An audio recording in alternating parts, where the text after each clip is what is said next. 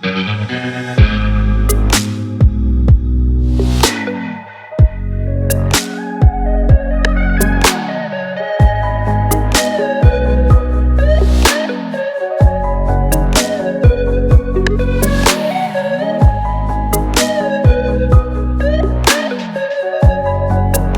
I think that I just really can't be a leader because, like, convenient, because I'm too quiet. I'm too shy. I'm not using, like, I don't want to be the loudest person in the room. That doesn't feel right to me. That doesn't feel natural for myself. Hey, you guys, welcome to my channel. I'm Allie Wilkins. If it is your first time here, welcome. I'm so excited that you're here. And if you're back again for another video, I really appreciate you watching these, and I always love and really deeply enjoy hearing your perspective on what I share, hearing what it brought up for you. So please put that in the comments, especially with this video. So today what we're going to be talking about is two different things. Number one, shy girl syndrome. And number two, really overcoming the belief that in order to be a leader, you have to be like the most outgoing person in the room. This is a very personal thing for me that I've overcome over the years. And I was just thinking about the other day, like, what are some of the things that I feel like I have really worked through that would be helpful for other people that I can share about here on YouTube? And this was one of those things. And I remember this really specific moment, probably 5 or 6 years ago at this point. I was going to this really big leadership conference, and everybody in the room were people that I was like, oh my God, they're so great. And people in the room that I really respected. And I noticed that there was a lot of people who are just naturally really loud, really outgoing. And I was like, oh, they're the natural leaders, like, because I'm not that way, because I'm quieter, because I observe more, because I have no like natural desire to want to be the loudest or speak up over everyone. Like, my role isn't in leadership. And I remember talking to my mentor at the time about that, and she was like, that's so inaccurate. Just because someone's loud doesn't make them a good leader. And sometimes the greatest leadership can emerge or can emit from the person who is actually the quietest. And there's like so many nuances to this. So we're going to talk about this in this video today. But what I want to start with before we go more into that is talking about the label of being shy. Parents, if you're watching this, don't ever call your children shy. It's really damaging. And it seems like this sweet little innocent label, but it actually does a lot of harm. And so I for sure had the label of being shy my whole life. From the time I was really young, I was always really quiet in groups. And what I didn't understand at the time is that I'm an observer. First of all, like in human design, I'm a projector. So what projectors are doing is literally intaking people's energy and like feeling it in their system to feel out, is this person safe? What do I need to know about this person that they're not telling me, that I can like have my sensors out to feel? And I still do this. I observe the situation before I really immerse myself in it. And there's nothing wrong with doing that. It's just a different way of perceiving energy. So if you're watching this, I'm gonna guess that this is probably something that you do, or some form of this. So think about for yourself how you are in group situations. But going back to the label of being shy. So parents a lot of times, or adults, will tell children, like, will label children as like, oh, they're so shy because they're so quiet and they just, aren't like necessarily like the life of the party, or they're not the one that's the loudest. And being shy sort of has this interesting connotation. It's not like bad, but it's also not something that's like, oh, I really want to be shy. And that label carries through in all of the situations we get into. And then we start taking that on as adults and as teenagers, and it begins to shape our life and the opportunities that we experience. So what I didn't understand when I was little, everybody and their mom called me shy. But what I was really doing was actually pretty masterful for a small child, like really reading the room, really reading people's energy before I immersed myself in it. Now, once we've labeled ourselves as shy, that's where I think some other issues can come in that can be really damaging. So for example, it might start out as, oh, I'm just reading and observing the room, and then I immerse myself, and then after that, I really allow myself to share myself, and I allow like myself to really get in the room and get in the conversation and share myself with others. But when we have this label of being shy, then it's like, oh, I'm kind of like supposed to be quiet. It's out of character for me to then be loud. And it really just like messes things up in our system. So we have to look at, why am I being shy? Why am I allowing this label to rule me? So for example, if you're in a group setting, like if you go to like in my example, if you go to a leadership conference and you're being quiet, for me, I know now, I didn't know this even 5 years ago. I was reading the energy of every single person in the room, noticing the small ways that people did things. So I was observing. So I knew way more about everybody in the room than they thought that I did, because they were busy talking and chatting, and I was reading the energy of everybody. Now, there's a point when it's like, all right, but I want to enjoy the company of these people. I want to be recognized and seen and appreciated for what I have to share. And I don't want to be like the wallflower sitting on the wall, just like so-and-so, like I would never really write things down, but you know what I'm saying. So when we're labeling ourselves as shy, ask yourself, why am I being shy in this moment? Is it that I just naturally want to see what the energy here is like before I immerse myself in it? I think that's just called being sensitive to energy.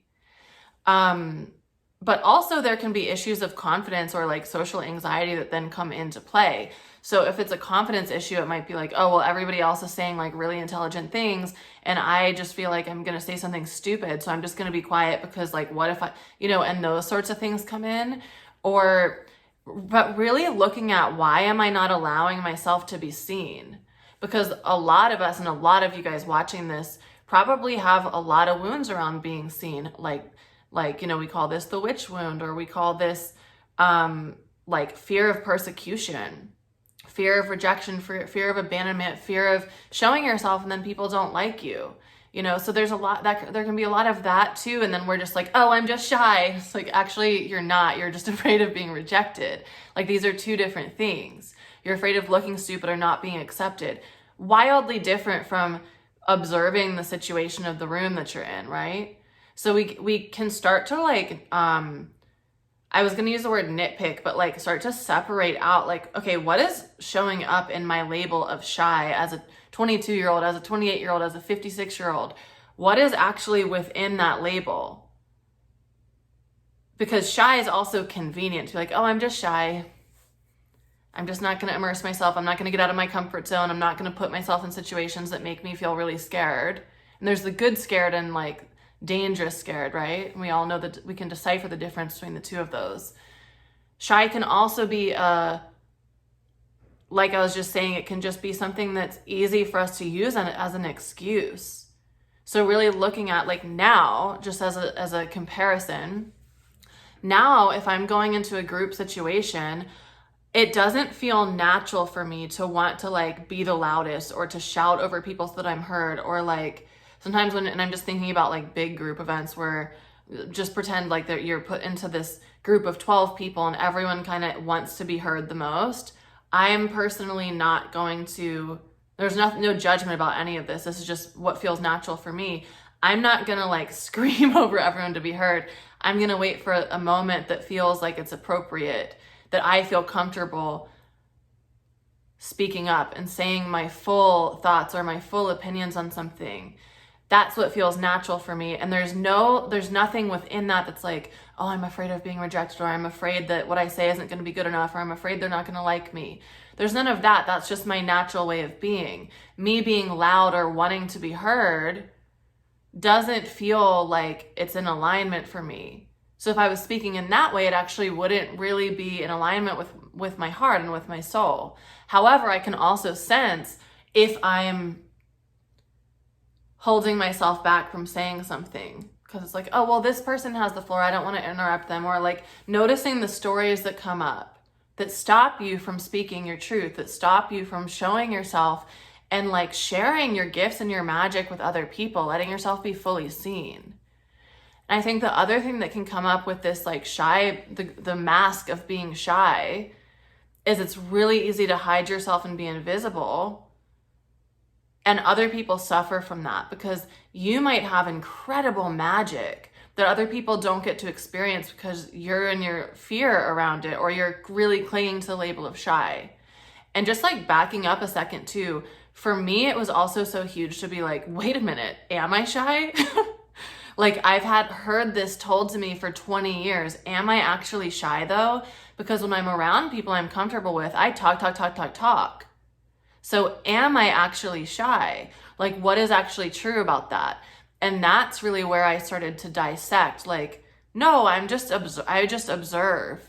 I observe deeply, and that allows me to read the situation and understand someone sometimes at an even deeper level than what they're physically saying. So that's actually like a really powerful skill and tool. So where am I silencing myself? Where am I not wanting to be seen?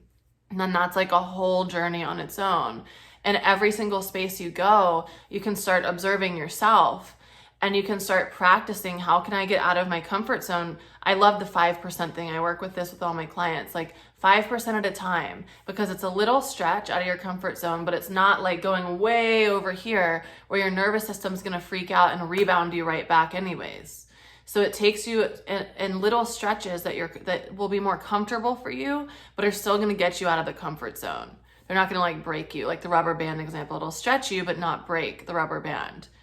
So practicing that as much as you can, and really like looking at the teeny little nuances of each situation.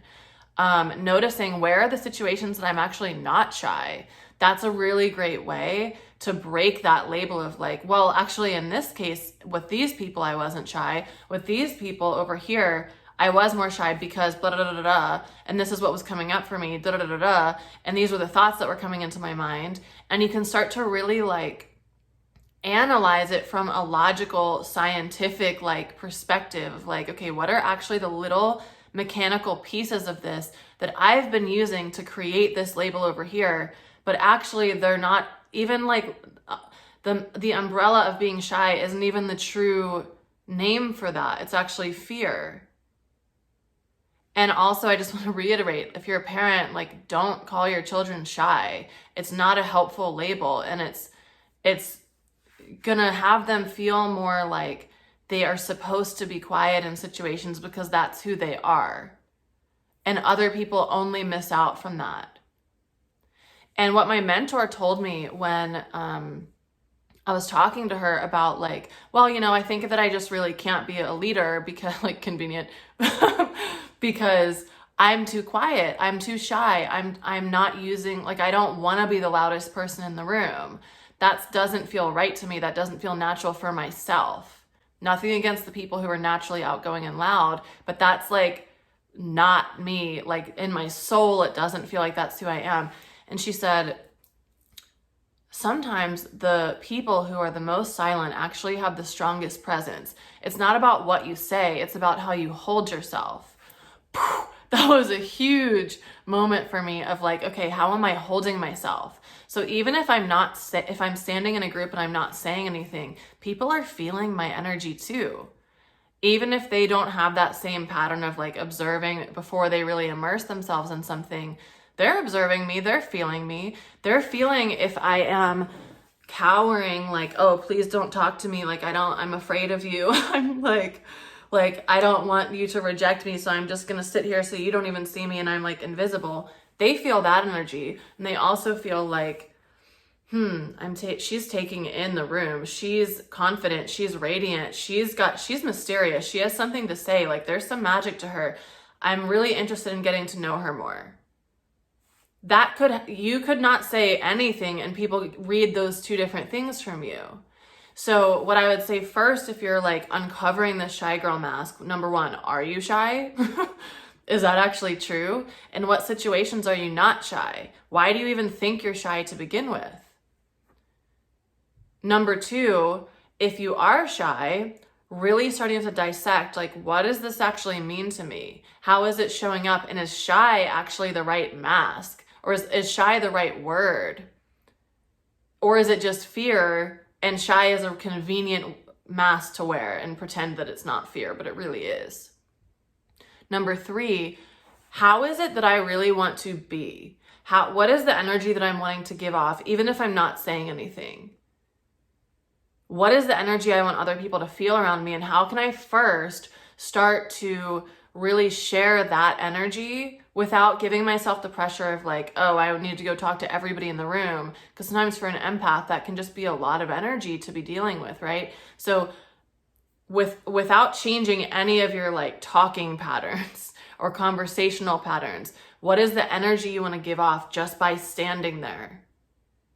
And then number 4, what is something that you can do in these different situations that allows you to get 5% out of your comfort zone? To kind of like, for myself, I'll notice the moment where it's like, okay, I'm done observing, and like, who is it that I really am drawn to right now that I want to talk to? Or what is it that's like, oh, you could share this, and my ego is like, nope, Noticing really what's going on internally and allowing yourself to take action on those things. Even in Zoom calls, this can be a thing. I can see as a facilitator, as a mentor, when certain people want to say something and they stop themselves. And sometimes it's purely in their energy. And so I'll ask them like, hey, is there something you wanted to say? And then they like wow everybody with what they said. And they're like, yeah, I wasn't even going to mention that. It's like, well, I'm glad you did. So remembering like everyone benefits from your magic. And if they don't, there's learning lessons in that. And we can never really like know how we're deeply impacting people, because sometimes people won't say anything to you, or they may not know in that moment. It may be something later that they're like, oh, I remember what that person said, and like this really clicks.